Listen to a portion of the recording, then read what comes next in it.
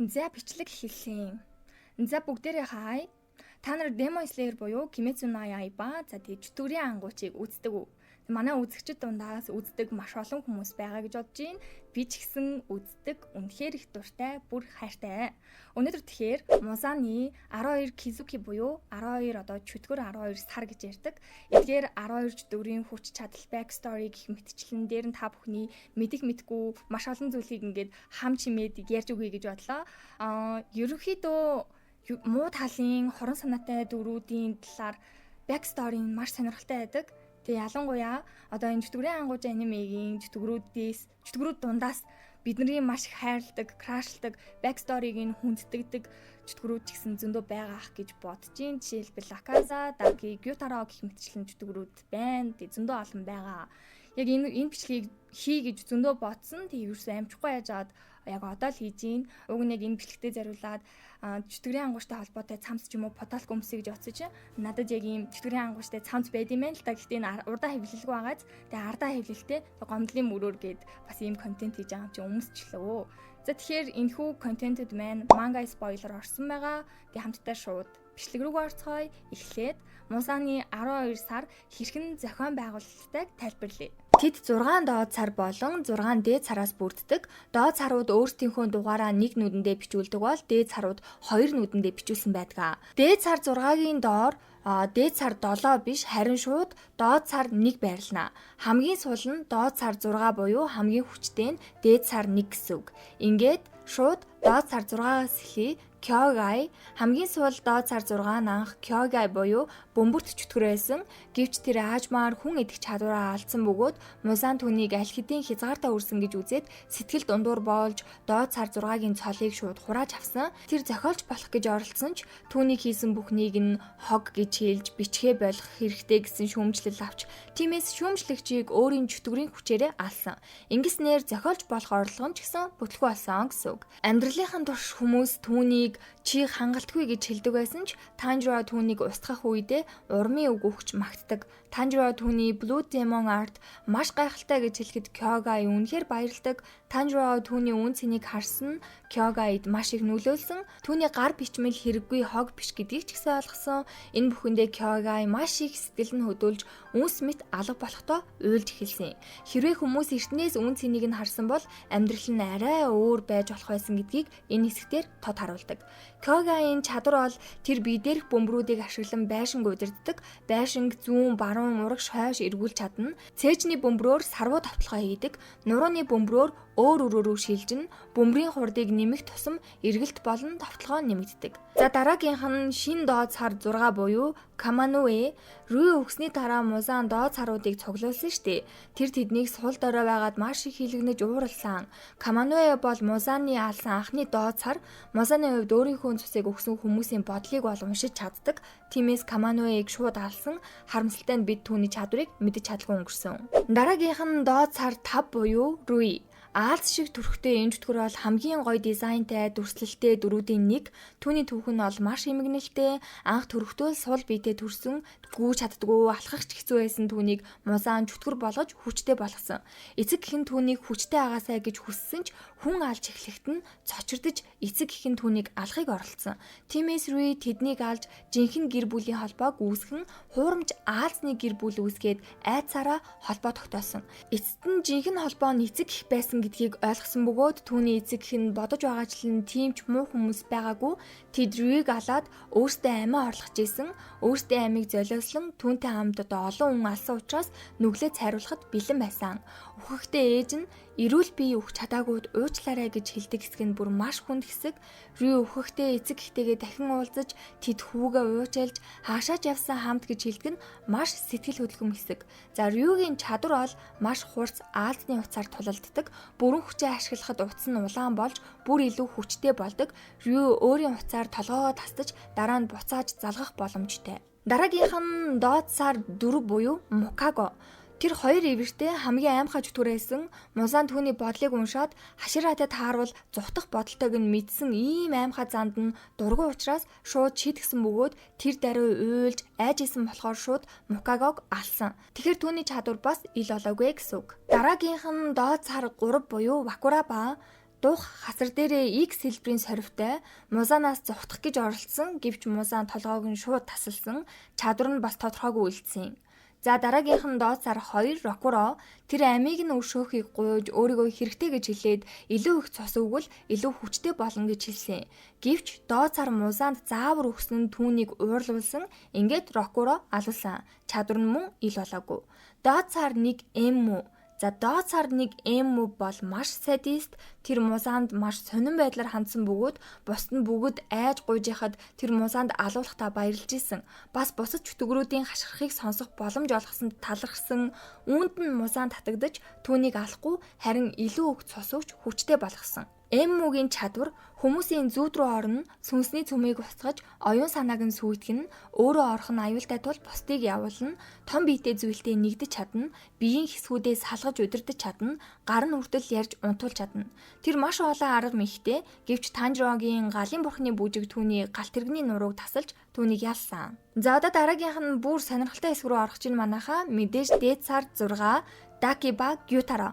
Апурмун 6-гийн цол өмнө нь Даки буюу хамгийн халуухан чөтгөр мөн түүний тэмч царайлаг биш ах Гютарод харьяалагдчихсан. Тиймээс тэдний эмгэнэлтэд өнгөрсөн түүхээс эхлэе. Дакигийн жинхэнэ нэр нь Үүмэ байсан бөгөөд энэ нь ээжийг нь өхүүлсэн өвчний нэр. Даки болон Гютаро ядуу гэр бүлд төрж улаан дэнлүүний дүүргийн хамгийн доод түвшнээс эхэлсэн. Гютарог ээж нь олон удаа алахыг хүртэл оролдож исэн. Тэр сул биетэй байсан ч амьд үлдэх гэж маш их хичээдэг. Тэгээд ингээ амьд үлдэж чадсан мэдээж. Хүмүүс түүний муухай хоолой царай түрхээр нь гадуурхаж шоолдог байсан. Хамгийн өрөвдөлтэй нь үлсэхтөө харах шавж хүртэл иддэг байсан одоо. Харин Үүмэ төрөхөд бүх зүйл өөрчлөгдсөн. Тэр Гютарогийн бахархал баяр баясгалан болсон бөгөөд тэр бүр үнэхээр үзэсгэлэнтэй, үнэхээр хөөрхөн. Гютаро өөрийгөө тулалдаан цайн гэдгийг ойлгож хадуур сүх буюу сикл ашиглаж сурсан. Хүмүүс түүнээс айж жигшдэг байсан ч тэр өөрийн муухай төрхөөр бахархах болжээ. Учир нь үзэсгэлэнтэй дүүн түүний дорд мэдрэмжийг арилгасан. Тиймээс тэр дүүтэйгээ хамтдаа илүү сайхан амьдрал бүтээнэ гэж хүсдэг байсан.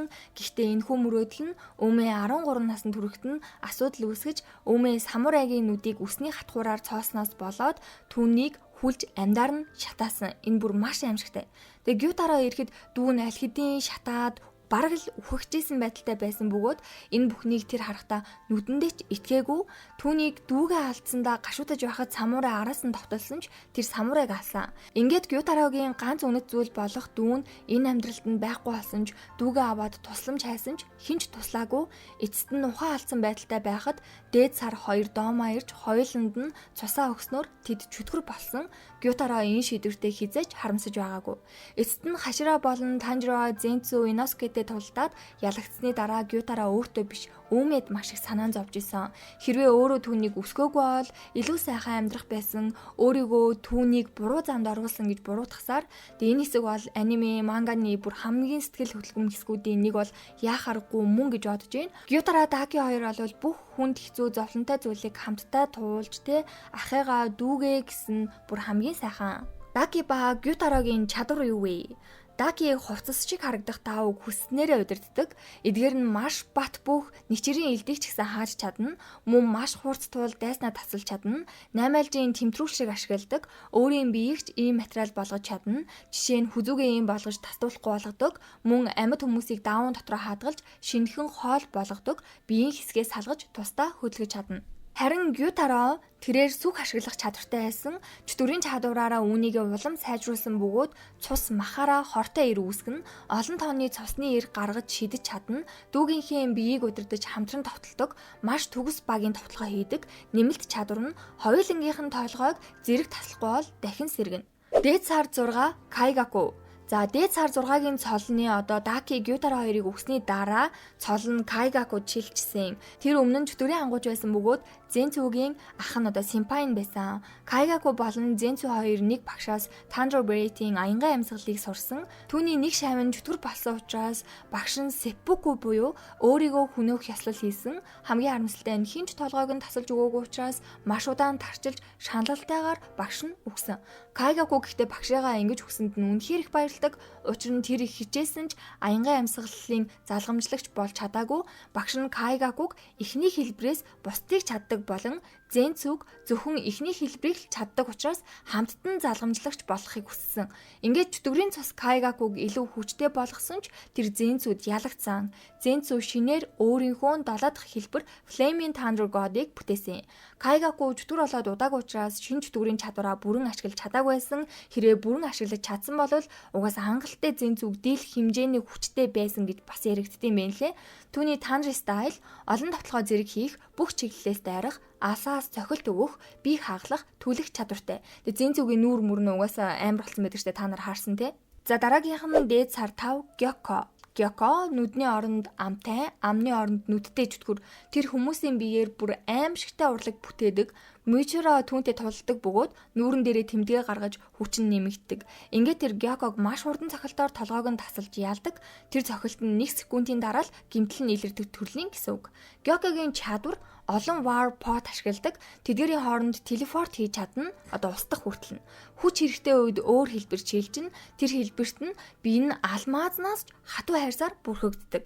Түүний нудрах хүрсэн бүх зүйл өөрийнх нь хэлснээр жижигхэн хөөрхөн загас болж хувирдаг. Энэ хэлбэртээ тэр өөрийгөө ямар ч хязгааргүй арьсах уу гэж нэрлэдэг. Тиймээс 14 настай хүүхэд түүнийг алдаг нь бүр инээдтэй итгэмээргүй санагдана. Мөн тэр ваарнасаа 8 альжийн тэмтрүүлүүдийг дуудаж чадна. Дайснуудаа хөвж буй усанд барьж хорж чадна. Бас дайсны махаар хоололдог загас шиг чөтгөрүүдийг гаргаж чадна. Загаснуудыг хэрвээ дайсан огтлвол арьсаар шингэдэг хор чингэн ялгаруулдаг. За дараагийн чөтгөр бол мэдээж дээд сар 4 Хантенгу. Өөрийнхөөрөө бол маш их хүчтэй гэхдээ үнэхэрийн хулчгар аимхай чөтгөр. Түүний хүн байх үеийн өнгөрсөн амьдралаас хэсэгчлэн харуулхад тэр сэтгцийн хувьд тогтворгүй байсан бөгөөд хулгай хийж хүмүүсийг алчаад бүгдийг миний энэ гарнаас л боллоо, миний энэ хяналтгүй гарнаас л болсон гэж өөрийнхөө гарыг буруутгадаг байсан. Тиймээс тэр үргэлж өөрийгөө хохирогч гэж бодож шударга ёс тогтоох гэж байсан хүмүүсийг дээрлэхэгч гэж үздэг байсан. Гэхдээ Танжиро түүнийг эцэст нь устгаж чадсан.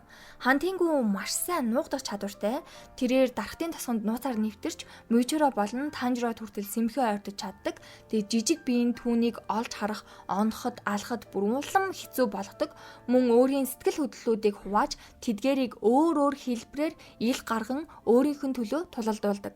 Уурын хувилбар нь аянгатай тулалдна, баярын хувилбар нь салхиар, гунгийн хувилбар нь жадаар, таашаалын хувилбар нь дуугаар, айдсын хувилбар нь маш өндөр хамгаалалттай бөгөөд жинхэнэ Хантенгугийн голыг агуулдаг. Мөн өш хонзон хувилбар нь сүүлчийн хамгаалалт болж жинхэнэ чөтгөрийг зүрхэндээ нуудаг гэсэн үг. Уурын хувилбар нь бусад сэтгэл хөдлөлийн хувилбаруудыг шингээж илүү хүчтэй үзий ядалт хувилбар бас болж чадна. Энэ нь бусад бүх чадварыг нэг дор ашиглах боломжтой мэт харагддаг. Жишээлбэл таашаалын хувилбарын дууны хашгирааныг ашиглаж чаднаа. Хантенгу үхсний дараа дээд сар 4-ийн цол дараа нь Накиме чилдсэн мэдрэмжгүй ганц нүдтэй хөгжимчин гэдгээр та нар сайн мэдэх бах. Мицуригийн хэлснээр Накиме өөрийн цайз барилгыг гар хөлшгөө хөдлөж чаддаг. Түүний чадвар шууд алах хүч багтаа ч гэсэн түүнийг ялах маш хэцүү. Өмнөх доод сар 6 Кёгаийн илүү дэвшилтэд хувилбар гэхэд бас болно. Кёгай байшин удирддаг байсан бол Накиме бараг хязгааргүй өөр хэмжээсийн цайзыг удирддаг. Тэр хүссэн л бол хэнийг ч тэр цайз руу татаж оруулж чадна, мөн хаанч телепорт хаалга үүсгэж чадна. Ингэснээр дайсан нь дайрах гэж оролдвол өөр газар руу шилжүүлж чадна. Мөн биеэсээ салангад олон нүд үүсгэж алсаас хүмүүсийг тагнахад ашигладаг. Энэ чадвар нь Японд аярах олон чөтгөр устгагчийг олж илрүүлэхэд тусалсан. Тэрч бүхэл бүр Убуяшкигийн харшийн байршлыг олж чадсан. Энэ нь дэлхийн хамгийн нууцлаг газруудын нэг байсан гэдэг юм лээ. Одоо хамгийн кул хүндлэмээр чөтгөр болох дээд сар 3 Akaza. Энэ цувралын хамгийн сайн backstory өнгөрсөн түүхтэй дүрийн хөгжүүлэлт цайтай гэдгийг та нар ч мэднэ, би ч мэднэ. Тэр анх чөтгөр болохдоо 18 настай байсан, бараг л хүүхэд гэсэн үг. Түүний өмнөх амьдралаас гэвэл тэрээр ядуу гэр бүлд төрсөн тул чөтгөр хүүхэд гэж дуудалдаг байсан. Akaza өсөж том болж байх үед аав нь өвчтэй, маш үнэтэй юмнууд хэрэгтэй байсан бөгөөд Akaza багаасаа хулгай хийхээс өөр аргагүй төрсөн. Түүний чөтгөр бид байдаг шивээсүүд нь багадаа хулгай хийсний шийтгэлд хийлгсэн шивээснээс үүдэлтэй.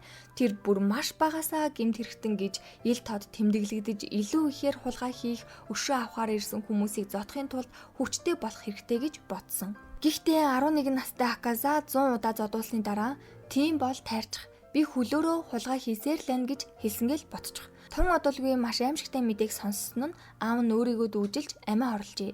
Учир нь тэр хүүгээ шудраг амьдраасаа гэж хүссэн. Тэр загталтаа хүүдээ төвөг болсондоо уучлалт гуйсан ч харин Аказа хизээч аавыгаа төвөг болж ийн гэж бодож байгаагүй. Аав нь түүний амьдрах шалтгаан байсан.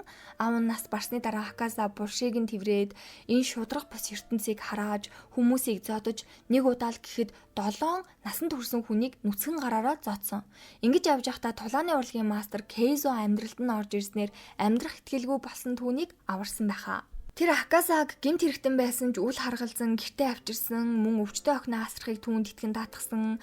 Аказа Коюкиг асарч түүнд дурлсан. Мэдээж амьдралдаа дахин амьдрах шалтгаантай болсон гэсэн үг.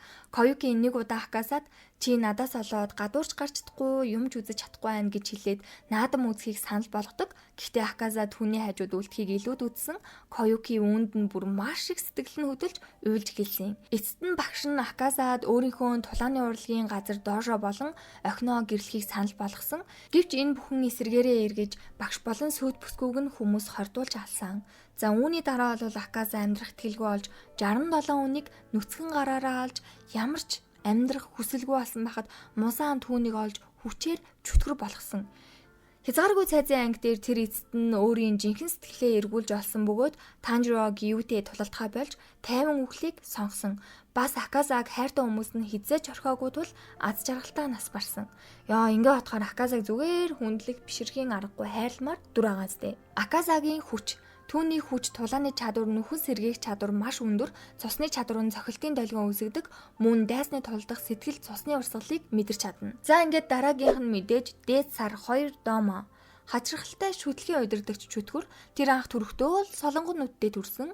Аав нь дагалдагч эмэгтэйчүүдтэй харилцаанд орсноос болоод ээж нь аавыг нь алсан. Дараа нь ээж нь өөрийгөө хордуулж алсан. Домо үүнд огт гуниглаагүй. Тэр 20 настайдаа жүтгэр болсон. Тэр дагалдагчтай иддэг байсан. Бас нэг мэдээ гэвэл Домо Иносгүйгийн ээжийг алсан.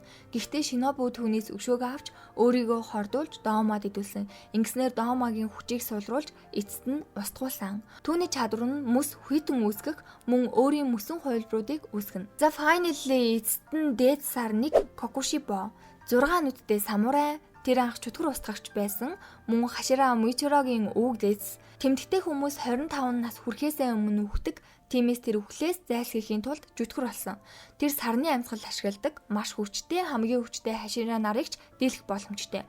За түүний сэлэм нь олон сар хэлбэртэй эртээ, сэлэм нь өөрийн махаар бүтээгдсэн нүүдтэй хугарсан ч дахиад ургана. Түүнийг ялах бүр маш хэцүү. Зарим онлын хувьд Кокушибо нарны амьсгалын хэрэглэгчийн ахвайж магадгүй гэж яриа байт юм лээ. Тэг ямар тач байсан аимшигтай их хүчтэй. За бичлэгээ дуустал нь үзсэн бол та бүхэндээ маш их баярлалаа. Тэгээ subscribe дараад, лайка дараад, сэтгэлээ үлдээгээрэй. Тэгээд мэдээж орхигдуулсан олон зүйл байж магадгүй, үгүй ч байж магадгүй. Хэрвээ байх юм бол сэтгэл хэсэгт бичээрэй. Дараагийн иймэрхүү контентороо та бүхэн маань бас ямархуу зүйл яриулахыг хүсэж байна. Сэтгэл хэсэгт бичээрэй. Тэгээ UK admin-ийнх нь Instagram хаяг энд байна. Тэгээ манай сувгийг subscribe дараарай. Баярлалаа.